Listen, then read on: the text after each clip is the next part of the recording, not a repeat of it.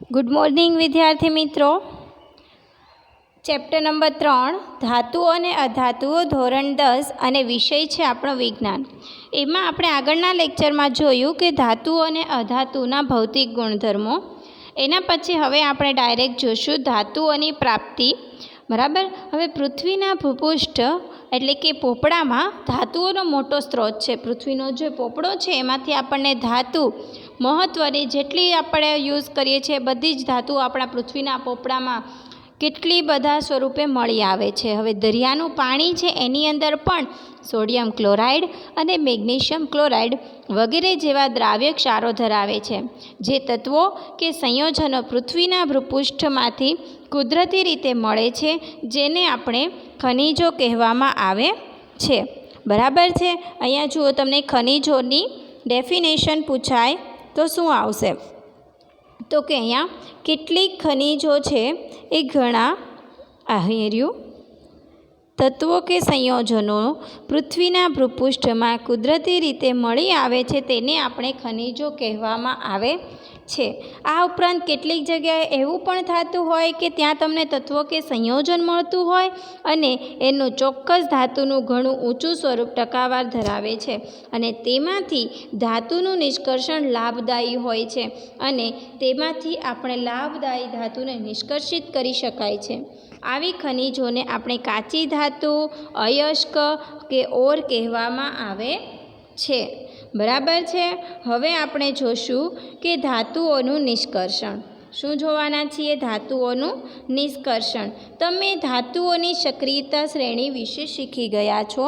તે જાણતા હોવાથી તમે આસાનીથી સમજી શકશો કે કાચી ધાતુમાંથી કેવી રીતે ધાતુનું નિષ્કર્ષણ થાય છે. હવે કેટલીક ધાતુઓ પૃથ્વીના પૃષ્ઠમાંથી મુક્ત અવસ્થામાં તમે મેળવી શકો છો. તો કેટલીક એવી છે કે તમને સંયોજન સ્વરૂપે મળે છે. ધારો કે આપણે કોઈ એક ધાતુ લઈએ કે આયન છે, લોખંડ છે. તમને પૃથ્વીના પેટાળમાંથી આયન ઓક્સાઇડ એટલે કે લોખંડ હોય એ આપણને Fe સ્વરૂપે નથી મળતું પરંતુ ઓક્સાઇડ સ્વરૂપે Fe2O3 આપણને મળે છે. Fe2O3માંથી આપણે Feને અલગ કરીએ છીએ. ઓક્સિજન હોય એની સાથે જોડાયેલો ને આપણે દૂર કરી દઈએ એટલે આપણને Fe આયન મળી જાય છે. આમ Feનું એને નિષ્કર્ષણ કર્યું કહેવાય. બરાબર છે. તો આપણને જે આ સંયોજનો એટલે કે એનો ઓક્સાઇડ આયન ઓક્સાઇડ આપણને મળે છે એ આપણને સંયોજન સ્વરૂપે મળે છે અને તેમાંથી આપણે સક્રિયતા શ્રેણી છે જેમ કે Fe છે એ ક્યાં આવેલો હોય છે? મધ્યમાં આવેલો હોય છે. તો મધ્યમાં હોય એનો એ પ્રમાણે તમારે કરવાની છે ટ્રીટમેન્ટ. એ આપણે આના આગળ જોઈશું. હવે કેટલાક સંયોજન સ્વરૂપમાં મળે છે. સક્રિયતા શ્રેણીમાં રહેલી ધાતુઓ ઓછી સક્રિય હોય છે. એટલે કે જે નીચે રહેલી ધાતુઓ છે એ કેવી હોય છે? ઓછી સક્રિય હોય છે. કેવી? ઓછી સક્રિય. તે ઘણીવાર મુક્ત અવસ્થામાં મળે છે. કેવા અવસ્થામાં મળે છે? મુક્ત અવસ્થામાં મળે છે. ઉદાહરણ તરીકે આપણે જોઈએ તો સોનું, ચાંદી, પ્લેટિનમ, કોપર આ 4 ધાતુ છે મુક્ત અવસ્થામાં મળે છે. કેવા અવસ્થામાં મળે છે? મુક્ત અવસ્થામાં. યાદ રાખજો, સોનું, ચાંદી, પ્લેટિનમ અને કોપર એ કેવા? મુક્ત અવસ્થામાં મળે છે. હવે કોપર, સિલ્વર તેમની સલ્ફાઇડ અને ઓક્સાઇડ કયા? સલ્ફાઇડ અને ઓક્સાઇડ.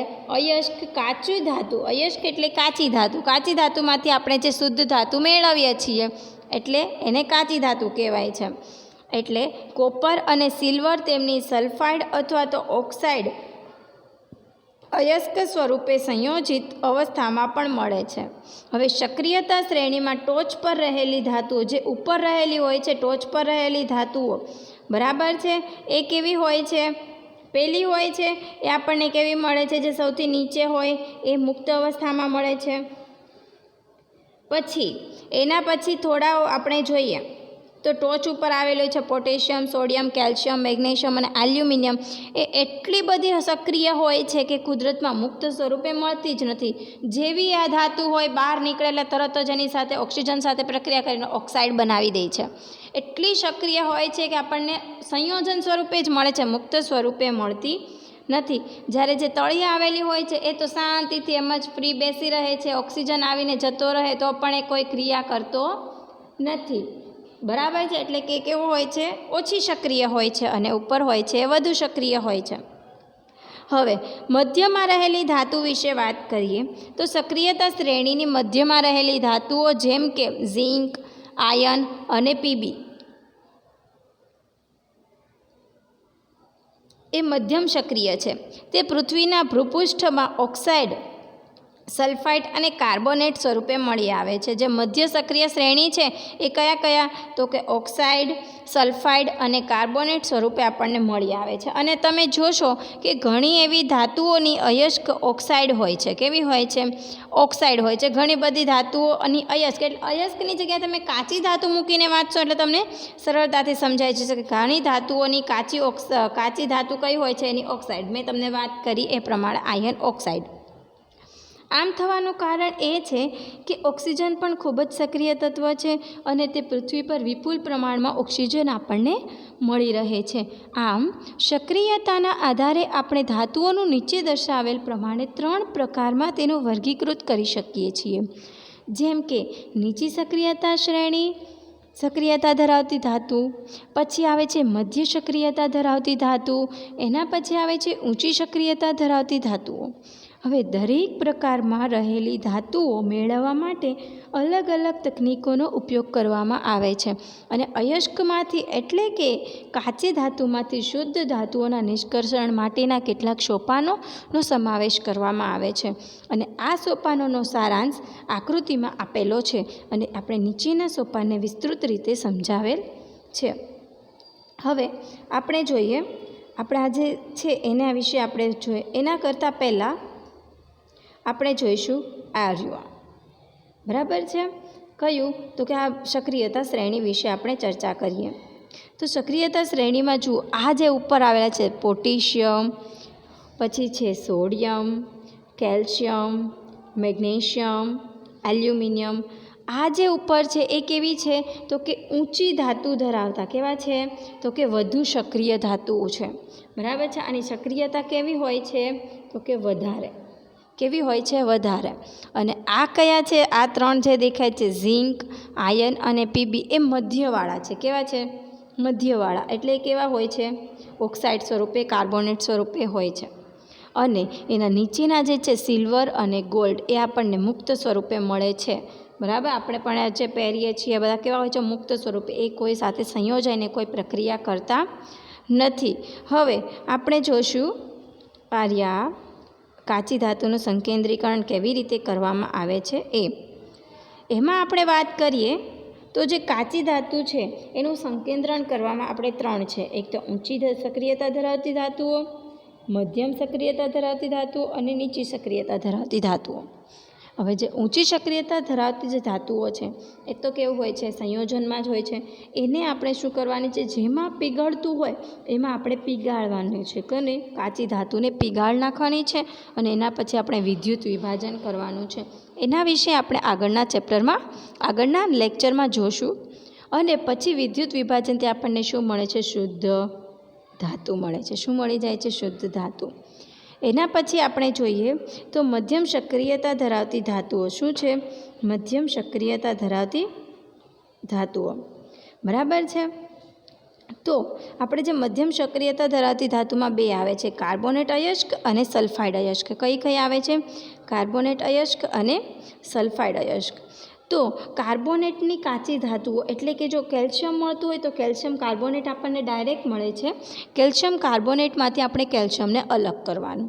એના પછી જો આવે સલ્ફાઇડ, તો કે સલ્ફાઇડમાં આપણે જોઈએ તો કે ઝિંક લઈએ તો કે ઝિંક છે એ સલ્ફાઇડ સ્વરૂપે મળે છે. અને સલ્ફાઇડ છે, આ તો મેં ખાલી ઉદાહરણ લીધું છે સલ્ફાઇડ. બાકી તો મધ્યમાં હોય એ કઈ છે? તો કે ઝિંક. હા, બરાબર જ છે. ઝિંક લઈએ તો ઝિંક સલ્ફાઇડ મળે છે અને સલ્ફાઇડનું આપણે ભૂંજન કરીએ છીએ એટલે શું થાય છે? OH નીકળી જાય છે અને આપણને શું મળી જાય છે? ઓક્સાઇડ મળે છે. બરાબર છે?